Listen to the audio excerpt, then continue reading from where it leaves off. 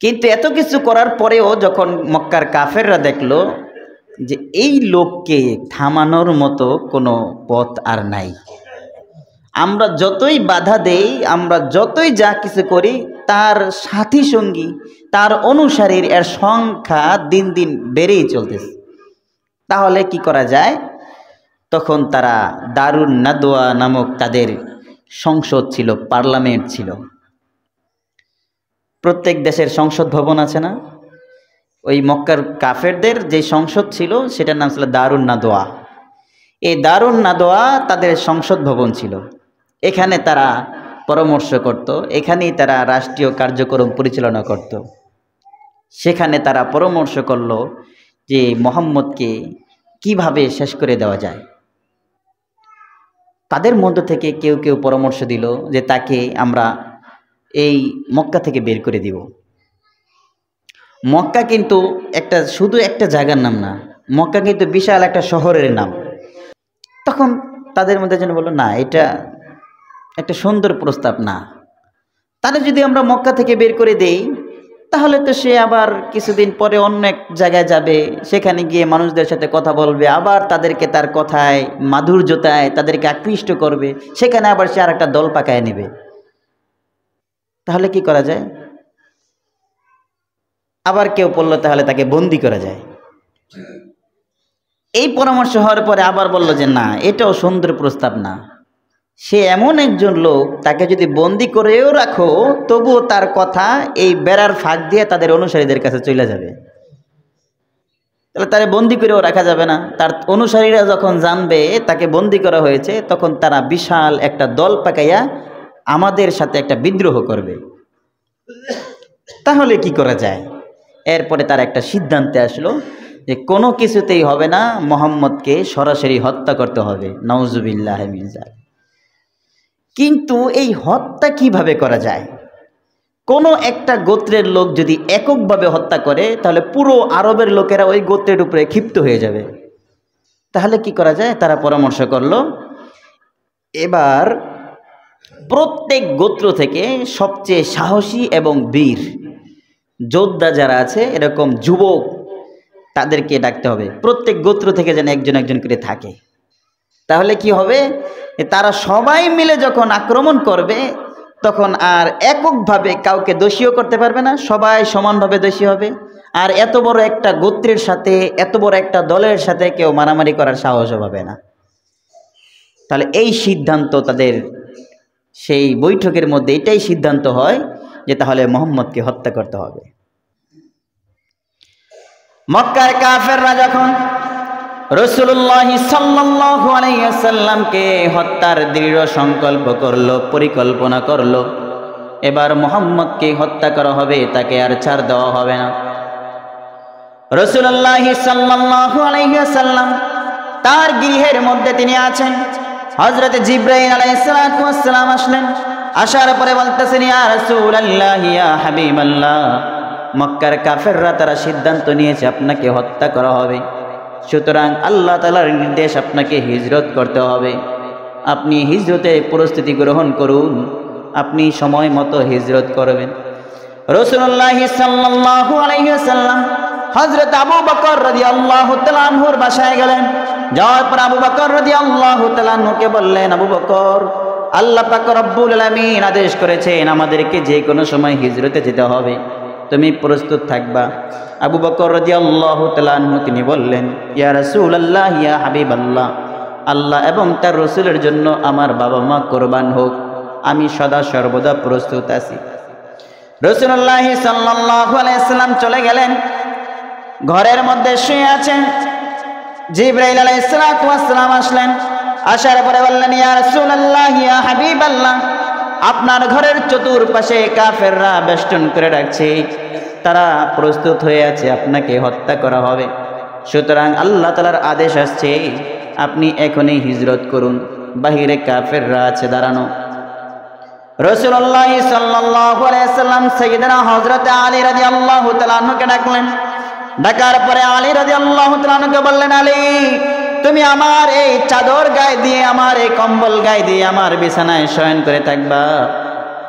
আলী রাদিয়াল্লাহু তাআলা আনহুকে এখানে শোয়া রাখার একটা কারণ হলো যে তারা মক্কার কাফেররা রাসূল সাল্লাল্লাহু আলাইহি সাল্লামের কাছে আমানত রাখত। এই আমানতের যাতে করে কোনো খেয়ানত না হয়, এই জন্য আলী রাদিয়াল্লাহু তাআলা আনহুকে এই আমানত ভালো করে বুঝিয়ে দেওয়ার জন্য তার ঘরে রেখে গেছেন। বলেন না সুবহানাল্লাহ। কত বড় আমানতদার ছিল রাসূল সাল্লাল্লাহু আলাইহি ওয়াসাল্লাম, যাকে সবাই হত্যা করতে চায় তবুও তারা মুহাম্মদ সাল্লাল্লাহু আলাইহি ওয়াসাল্লামের কাছে আমানত রাখে।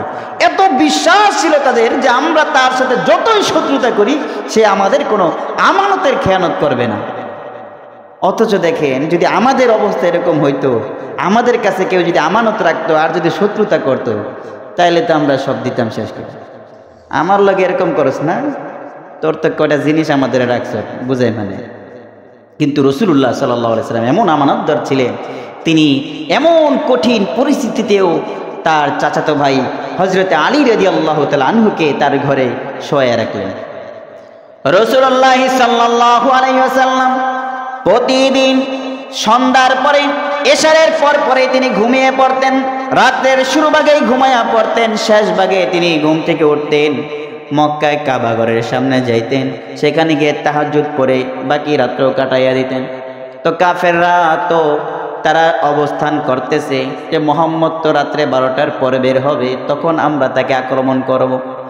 রাসূলুল্লাহ সাল্লাল্লাহু আলাইহি ওয়াসাল্লাম দরজা করে বের হয়ে দেখলেন কাফেররা আছে। এখন কি করা যায়? রাসূলুল্লাহ সাল্লাল্লাহু আলাইহি ওয়াসাল্লামকে আল্লাহ পাক রব্বুল আলামিন আদেশ করলেন, ইয়া রাসূলুল্লাহ, ইয়া হাবিবাল্লাহ, আপনি এক মুষ্টি বালু নেন, মাটি নেন, এগুলো ছিটিয়ে দেন। রাসূলুল্লাহ সাল্লাল্লাহু আলাইহি ওয়াসাল্লাম এক মুষ্টি বালু নিলেন এবং ছিটিয়ে দিলেন। সূরা ইয়াসিনের ভিতরে আসছে, ওয়াজআলনা মিন বাইনি আইদিহিম সাদ্দাও ওয়া মিন খালফিহিম সাদ্দান ফাআগশাইনাহুম ফাহুম লা ইউবসিরুন। রাসূলুল্লাহ সাল্লাল্লাহু আলাইহি ওয়াসাল্লাম ঘর থেকে বের হইতেছেন আর এই আয়াত পড়তেছিলেন। তিনি ছড়িয়ে ছিটিয়ে দিলেন বালুকণা। ছড়িয়ে ছিটিয়ে দেওয়ার পরে আল্লাহ রাসূল সাল্লাল্লাহু আলাইহি ওয়াসাল্লাম বের হয়ে গেলেন। সবাই চোখ মলতেছে, কেউ রাসূলকে দেখলো না। রাসূল তাদের মধ্য থেকেই বের হয়ে গেল। এরপরে এক ব্যক্তি বলতেছে, তোমরা কার জন্য বসে আছো? মুহাম্মদ তো তোমাদের সামনে দিয়ে চলে গেল, সে তোমাদের মাথার উপরে মাটি রেখে চলে গেল। তার কথা বিশ্বাস কেউ করতেছে না, মুহাম্মদ গেলে তো আমরা দেখতাম। তখন তারা দাঁড়িয়ে গেল, মাথায় হাত দিয়ে দেখে তাদের মাথার মধ্যে মাটি রয়েছে। আল্লাহ পাক রব্বুল আলামিন পরবর্তীতে রাসূলুল্লাহ সাল্লাল্লাহু আলাইহি ওয়াসাল্লামকে স্মরণ করা দিলেন, ওয়া মা রামাইতা ইয রামাইতা ওয়ালাকিন্নাল্লাহা রামা। হে নবী, আপনি যখন মাটি নিক্ষেপ করেছিলেন সেটা আপনি করেন নাই, বরং আপনি তো কেবল ছুঁড়ে দিয়েছিলেন, আর আমি আল্লাহর কুদরত এই মাটি সবার চোখের মধ্যে পৌঁছাইয়া দিছে। আপনি তো কেবল একদিকে মাটি মারছেন, কিন্তু এই মাটি সবার চোখে গেল কিভাবে? আপনি মারার পরে আমি আল্লাহ কুদরতি ভাবে এই মাটি সবার চোখে দিয়ে দিলাম, তাদের সামনে একটা পর্দা প্রাচীর দাঁড় করে দিলাম, আপনি বের হয়ে গেলেন, কেউ আপনাকে দেখলো না। এবার রাসূলুল্লাহ সাল্লাল্লাহু আলাইহি ওয়াসাল্লাম গভীর রজনীতে হযরত আবু বকর রাদিয়াল্লাহু তাআলা আনহুর বাড়ির সামনে গেলেন। দরজায় নক করলেন আবু বকর। একবার ডাকার পরে আবু বকর রাদিয়াল্লাহু তাআলা আনহু সাড়া দিলেন, লাব্বাইক ইয়া সাদিকা। আবু বকর রাদিয়াল্লাহু তাআলা আনহু তিনি সাড়া দিয়ে বের হয়ে গেলেন। রাসূলুল্লাহ সাল্লাল্লাহু আলাইহি ওয়াসাল্লাম জিজ্ঞাসা করলেন, আবু বকর, তুমি কি ঘুমাও নাই? আমি তোমাকে একটা ডাক দেওয়ার পরেই যে তুমি দরজা খুলে দিলা, তুমি যে সাড়া দিলা। আবু বকর রাদিয়াল্লাহু তাআলা আনহু বললেন, ইয়া রাসূলুল্লাহ, ইয়া হাবিবাল্লাহ, আপনি যেদিন আমাকে বলেছেন হিজরত করতে হবে আবার আপনার সাথে, সেই দিন থেকে আজ অবধি আমি একদিনও একটা রাত্রিতেও আমি বিছানায় আমার পিঠ লাগাই নাই, বরং প্রতিটা রাত্রি আমি এই দরজার সামনে দরজার সাথে আমার পিঠ হেলান দিয়া দাঁড়াইয়া থাকতাম। কেননা আমি যদি ঘুমাইয়া থাকি আর আপনি যদি আমার বাড়ির সামনে আসেন, আমাকে ডাক দিয়া যদি আপনি না পান, এটা বেয়াদবি হবে। এই বেয়াদবি আমি সহ্য করতে পারবো না। এই জন্য আমি আর সেই দিন থেকে বিছানায় পিঠ লাগাই নাই, বরং আমি দরজার সামনে দাঁড়াইয়া রাত কাটাইয়া দিছি। এবার রাসূলুল্লাহ সাল্লাল্লাহু আলাইহি ওয়াসাল্লাম সাইয়েদনা আবু বকর রাদিয়াল্লাহু তাআলা আনহুকে নিয়ে পথে ছুটলেন। তিনি এবার মদিনায় যাওয়ার জন্য সচরাচর যে পথ আছে সেই পথ দিয়ে হাঁটলেন না, বরং ইয়েমেনে যাওয়ার জন্য যে পথ আছে সেই পথ ব্যবহার করলেন। কেননা রাসূল সাল্লাল্লাহু আলাইহি সাল্লাম দেখলেন তারা যখন ঘরের মধ্যে আমাকে পাবে না, তখন তারা অবশ্যই আমাকে পাওয়ার জন্য সন্ধান করবে, আর তারা সুন্দর এই মদিনার চলাচলের পথ খুঁজবে। তাহলে এই দিকে যাওয়া যাবে না, তিনি ইয়ামানের পথ দিয়ে ঘুরে মদিনায় যাবেন। পথ হাঁটতে হাঁটতে গারে সওরে গিয়ে পৌঁছলেন। সওর পর্বতে গিয়ে রাসূলুল্লাহ সাল্লাল্লাহু আলাইহি ওয়াসাল্লাম একটা গুহার মধ্যে ঢুকবেন। আবু বকর রাদিয়াল্লাহু তাআলা আনহু বললেন, ইয়া রাসূলুল্লাহ, ইয়া হাবিবাল্লাহ, আপনি আগে গুহার মধ্যে যাবেন না, আগে আমি যাই, গিয়ে পরিষ্কার করি, দেখি কোনো বিষাক্ত প্রাণী আছে কিনা, যদি থাকে তাহলে আমি পরিষ্কার করব। হযরত আবু বকর রাদিয়াল্লাহু তাআলা আনহু ভিতরে গেলেন, গুহাটারে পরিষ্কার করলেন। এরপরে তিনি দেখলেন গুহার মধ্যে অনেকগুলো ছোট ছোট ছিদ্র আছে। সেই ছিদ্রগুলো তিনি চিন্তা ভাবনা করলেন, পাহাড়িয়া এই গুহার মধ্যে এই ছিদ্রর ভিতরে ভিতরে কোনো বিষাক্ত সাপ বিচ্ছু থাকতে পারে। এই জন্য তার গায়ে যে চাদর ছিল সেই চাদর ছিঁড়ে ছিঁড়ে তিনি গুহার সবগুলো ছিদ্রগুলো তিনি আটকায়া দিলেন। এরপর রাসূলুল্লাহ সাল্লাল্লাহু আলাইহি ওয়াসাল্লাম ভিতরে গেলেন। রাসূল সাল্লাল্লাহু আলাইহি ওয়াসাল্লাম শ্রান্ত হয়ে গেলেন। এত বড় উঁচু পাহাড়, তিনি গিরিপথ বেয়ে বেয়ে উঠতে উঠতে পায়ে জখম হয়ে গেল। রাসূল সাল্লাল্লাহু আলাইহি ওয়াসাল্লাম ক্লান্ত হয়ে পড়লেন। আবু বকর রাদিয়াল্লাহু তাআলা আনহু বসলেন। বসার পরে তার এই উরু রাসূলের জন্য বালিশ বানাইয়া দিলেন। রাসূল সাল্লাল্লাহু আলাইহি ওয়াসাল্লাম তার রানের উপরে মাথা দিয়ে এবার শুয়ে পড়লেন। শোয়ার সাথে সাথে রাসূল ঘুমিয়ে পড়লেন। আবু বকর রাদিয়াল্লাহু তাআলা আনহু দেখলেন সবগুলো ছিদ্রই তো আটকায় দিছে, কিন্তু একটা ছিদ্র বাকি আছে। ওই ছিদ্রর জায়গায় আবু বকর রাদিয়াল্লাহু তাআলা আনহু নিজের পা মোবারক দিয়ে রাখলেন, নিজের পা সেখানে দিয়ে রাখলেন। এরপরে একটা পাহাড়িয়া কোথাও আছে বিচ্ছু অথবা একটা সাপ, এটা বিভিন্ন জায়গা থেকে বের হওয়ার চেষ্টা করেছে, কিন্তু কোনো জায়গা দিয়ে বের হতে পারলো না। অতবার আবু বকর রাদিয়াল্লাহু তাআলা আনহুর পায়ের জায়গাটা নরম পেয়ে সেখানে ওই বিষাক্ত সাপ বা বিচ্ছু আবু বকর রাদিয়াল্লাহু তাআলা আনহুর পায়ের মধ্যে দংশন করলো। এতটাই বিষাক্ত ছিল যে আবু বকর রাদিয়াল্লাহু তাআলা আনহুর চেহারা নীল হয়ে গেল বিষের কারণে। তার চোখ বেয়ে বেয়ে টপ টপ করে পানি পড়তেছে। রাসূলুল্লাহ সাল্লাল্লাহু আলাইহি সাল্লামের গাল মোবারকে এক ফোঁটা পানি পড়ার সাথে সাথে রাসূলের ঘুম ভেঙে গেল। তিনি চেয়ে দেখলেন আবু বকর কান্না করতেছে।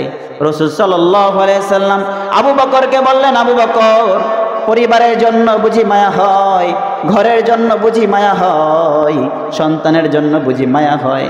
আবু বকর রাদিয়াল্লাহু তাআলা বললেন, ইয়া রাসূলুল্লাহ, ইয়া হাবিবাল্লাহ, আমি এই জন্য কান্না করি না, বরং আমার পায়ের মধ্যে বিষাক্ত একটা প্রাণী আমাকে সবল দিয়েছে, দংশন করেছে, যার বিষের বিষাক্ততার কারণে আমার চোখ বেয়ে বেয়ে পানি পড়তেছে। রাসূলুল্লাহ সাল্লাল্লাহু আলাইহি সাল্লাম বললেন, আবু বকর, তাহলে তুমি সাথে সাথে আমাকে কেন ডাকলে না?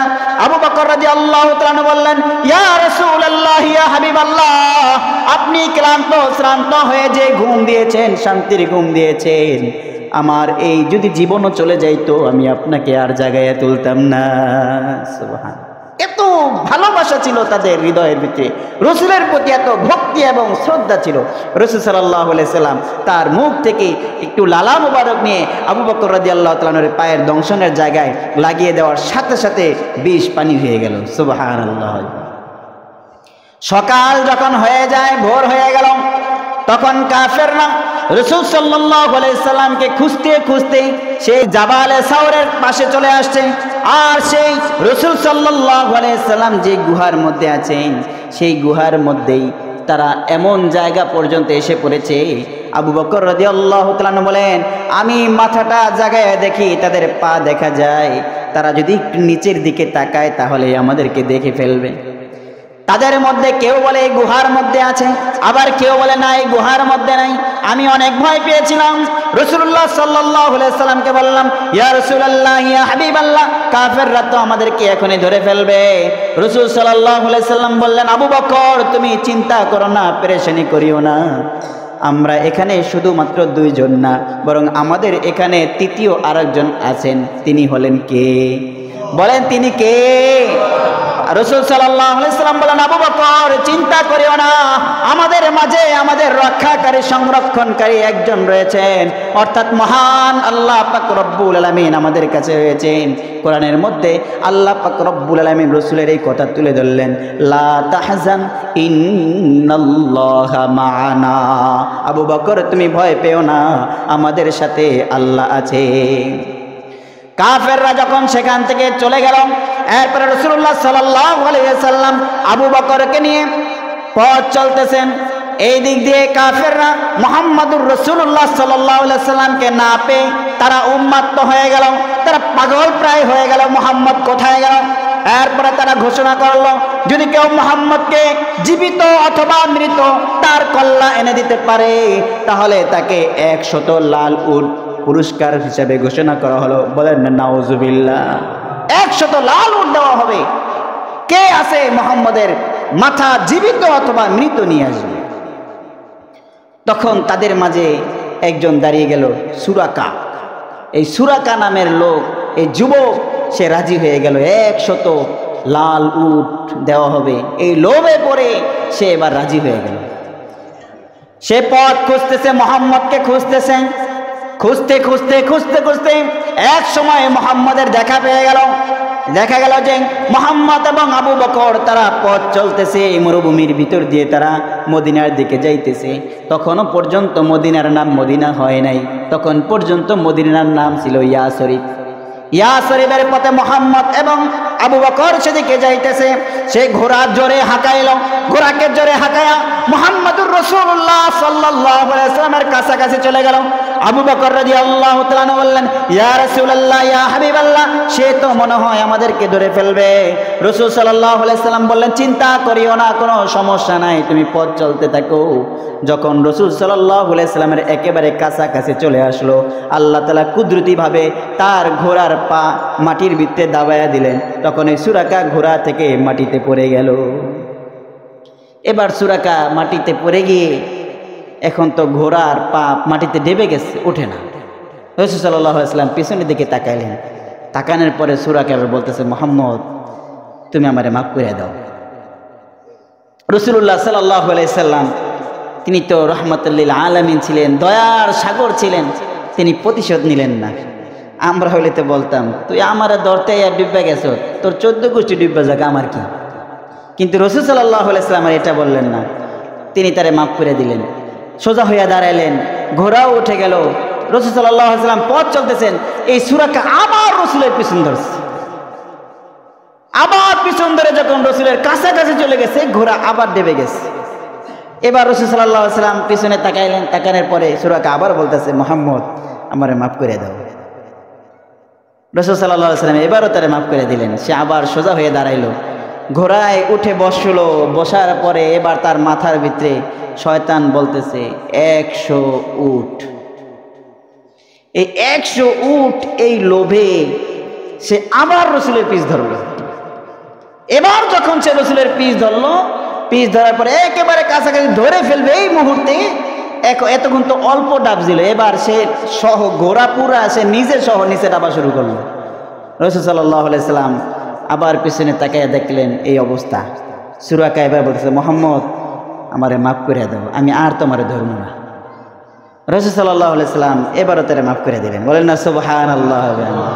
তারে মাফ করে দেওয়ার পরে ঘোড়া আবার দাঁড়াইলো, সেও ঘোড়ার উপরে বসলো। বসার পরে শয়তান আবারও তার মাথার ভিতরে সেই কথাই ঘুরাইতেছে, 100 উট। এবার সে চিন্তা করলো যে না, 3 বার যেহেতু মাপ পাইছি, এবার আর ধরার দরকার নেই। এবার বলতেছে, মুহাম্মদ তোমার তো আমি ধরলাম না, ছাইরা দিলাম। এই যে তোমার আমি ছাইরা দিলাম, আমারে পুরস্কার দিবা না? এত লোভের লোভ তার। এবার বলতেছে যে তোমার যে ছাইরা দিলাম, ধরলাম না, আমারে পুরস্কার দিবা না? তখন রাসূল সাল্লাল্লাহু আলাইহি ওয়াসাল্লাম তাকে নিরাশ করলেন না, তারে বললেন, হ্যাঁ তোমাকে পুরস্কার দিব। সূরাকে বলতেছে, কি দিবেন? রাসূল সাল্লাল্লাহু আলাইহি ওয়াসাল্লাম বললেন, তোমাকে দিব পারস্য সম্রাটের মুকুট, আমি তোমার মাথায় পরিয়ে দিব। বলে না সুবহানাল্লাহ। এবার সূরাকে বলতেছে, লোকটা কি পাগল নাকি? পারস্য সম্রাট সেই সময় পৃথিবীর সুপার পাওয়ার, বর্তমানে যেমন আমেরিকা সুপার পাওয়ার, সেই সময়ে পারস্য ছিল সুপার পাওয়ার। এখনই আমাদের এখানকার ভিতরে কেউ যদি বলে আমার কথা যে শুনবে তারে আমি হোয়াইট হাউসের চাবি দিয়ে দিব, সে সেখানে গিয়ে ঘুমাবে, এই কথা যদি আমাদের এখানে কেউ বলে আমরা কি বলবো? ওরে তাড়াতাড়ি পাবনা লইয়া যা, ওর মাথায় মনে হয় কোনো সমস্যা আছে। এটা তো সম্ভব না। তা রাসূল সাল্লাল্লাহু আলাইহি সাল্লাম তিনি যখন এই কথা বললেন যে তোমাকে পারস্য সম্রাটের মুকুট প্রদান করা হবে, তখন সে এটাই ভাবতেছে যে এমন একটা লোক, তার লগের কোনো সাথী নাই, সঙ্গী নাই, একজন লোক নিয়ে রাত্রিবেলা আত্মগোপন করতেছে, আবার আমার পারস্য সম্রাটের মাথার মুকুট দিবে, এই কথা বললেই তুই তো যে তোমার কিছু দিব না। এরপরে সে চলে আসলো, ফিরে আসলো। রাসূলুল্লাহ সাল্লাল্লাহু আলাইহি ওয়াসাল্লাম মদিনায় গেলেন, তিনি সেখানে মদিনার রাষ্ট্রপ্রধান হলেন, তিনি দুনিয়া থেকে চলে গেলেন। এরপর আবু বকর রাদিয়াল্লাহু তাআলা আনহু রাষ্ট্রপ্রধান হলেন, তিনিও দুনিয়া থেকে চলে গেলেন। এরপরে ওমর রাদিয়াল্লাহু তাআলা আনহু খলিফাতুল মুসলিমিন, আমিরুল মুমিনিন, তিনি এবার খলিফা হলেন, মদিনার রাষ্ট্রপ্রধান হলেন। ওমর রাদিয়াল্লাহু তাআলা আনহু তার জামানায় পারস্যের সাথে যুদ্ধ লাগলো, সাহাবীদের সাথে। মুসলমান এবং পারস্যের সাথে যখন যুদ্ধ লেগেছে, এই যুদ্ধে মুসলমানরা বিজয়ী হয়েছে। পারস্য সম্রাটের অসংখ্য অগণিত গনিমত মুহাম্মদুর রাসূলুল্লাহ সাল্লাল্লাহু আলাইহি সাল্লামের সাহাবী হযরত ওমর রাদিয়াল্লাহু তাআলা আনহুর দরবারে নিয়ে আসা হলো। ওমর রাদিয়াল্লাহু তাআলা আনহু সব গনিমতের দিকে তাকায় দেখলেন, সব গনিমত দামি দামি গনিমত, তার মধ্যে একটা গনিমত আসছে, স্বর্ণ রূপা হীরা খচিত একটা মুকুট সেখানে আসছে, আর সেই মুকুটটা হলো পারস্য সম্রাটের মাথার মুকুট। ওমর রাদিয়াল্লাহু তাআলা আনহু বললেন, তোমাদের মাঝে কে আছো? যাও সুরাকাকে ডাক দাও। তখন তাদের মাঝে একজন উঠল, সুরাকাকে ডাক দিতে গেল। সুরাকা তো অনেক আগে মুহাম্মদুর রাসূলুল্লাহ সাল্লাল্লাহু আলাইহি সাল্লামের সময়ে যুবক ছিল। মুহাম্মদুর রাসূলুল্লাহ সাল্লাল্লাহু আলাইহি সাল্লাম দুনিয়া থেকে চলে গেলেন, আবু বকর রাদিয়াল্লাহু তাআলা আনহু চলে গেলেন, ওমর রাদিয়াল্লাহু তাআলা আনহু রাষ্ট্রপ্রধান, অর্থাৎ তিনি এখন বুড়া হয়ে গেছেন, মাজা বাঁকা হয়ে গেছে, দাড়ি চুল পেকে গেছে। সে আস্তে আস্তে ওমর রাদিয়াল্লাহু তাআলা আনহুর দরবারে আসলেন। আসার পরে ওমর রাদিয়াল্লাহু তাআলা আনহু পারস্য সম্রাটের সেই মুকুট নিয়ে তার মাথায় পরাইয়া দিলেন। এরপরে ওমর রাদিয়াল্লাহু তাআলা আনহু বললেন, আল্লাহর পয়গম্বররা যে ওয়াদা দেয় সেই ওয়াদা কখনোই তারা খেয়ানত করেন না, বলেন না সুবহানাল্লাহ। রাসূল সাল্লাল্লাহু আলাইহি সাল্লাম তো তোমাকে বলেছিল যে তোমাকে পুরস্কার হিসেবে পারস্য সম্রাটের মুকুট দিবে, সেই মুকুট আমার হাতে নাও, তোমারে সেই মুকুট পরাইয়া দিলাম। আল্লাহ পাক রব্বুল আলামিন যদি তৌফিক দান করে ইনশাআল্লাহ আগামী সপ্তাহের পর থেকে আলোচনা করব।